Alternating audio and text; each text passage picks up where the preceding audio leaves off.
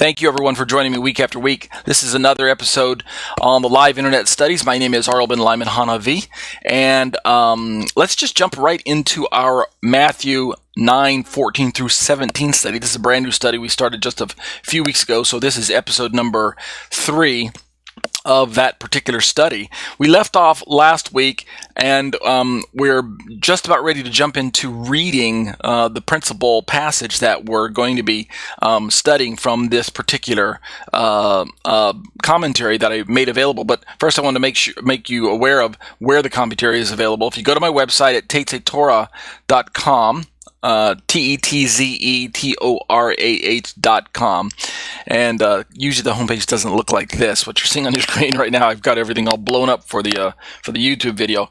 But you can scroll down once you find the study itself.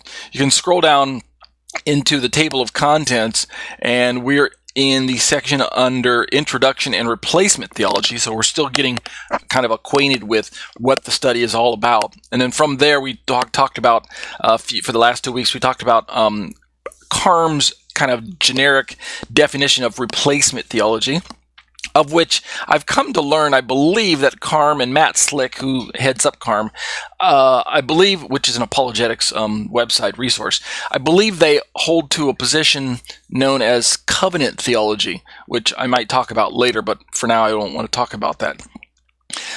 So they aren't replacement theologians, but covenant theology, which in my opinion isn't a very good alternative to replacement theology. I believe that's what they hold to. I'm going to do some more research. I did a little bit this week to see what they hold to.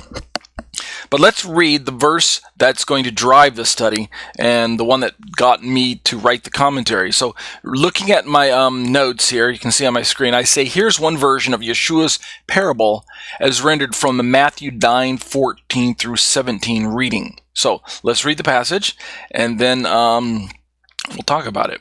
So here I say, these are Yeshua's words, or, well, John recording Yeshua's words. Matthew. Then the disciples of John came to him, speaking of Yeshua, asking, quote, "Why do we and the Pharisees fast, but your disciples do not fast?"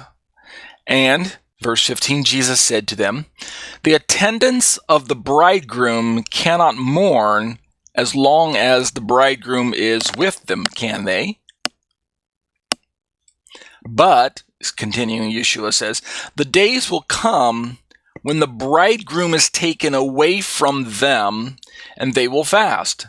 Continuing, Yeshua says in verse 16, "But no one puts a patch of unshrunk cloth on an old garment." Now he begins the parable that's going to drive my commentary, verse 16. "No one puts a patch of unshrunk cloth on an old garment. And he's using an anecdote here, of course, from real life. For the patch pulls away from the garment, and a worse tear results." And then in verse 17, he explains a little bit. He uses another anecdotal story or saying, real life kind of instance that would have been very relevant for them to understand. He says, in other words, kind of common sense statement. And he's going to draw a parable out of it. I mean, it's going to draw a spiritual experience out of this, a spiritual principle out of it. But first, he says in verse 17, "Nor do people put new wine into old wineskins. Otherwise, the wineskins burst, and the wine pours out, and the wineskins are ruined. But," he says, speaking again from like common sense perspective, "they put new wine into fresh wineskins, and both are preserved." And the reading I chose for the Bible selection is from the NASB, New American Standard Bible. Okay, so from the surface, it doesn't seem like this is talking about replacement theology or supersessionism or any of those other things.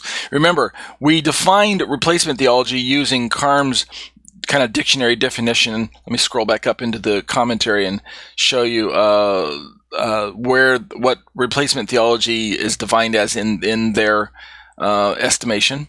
Here we go.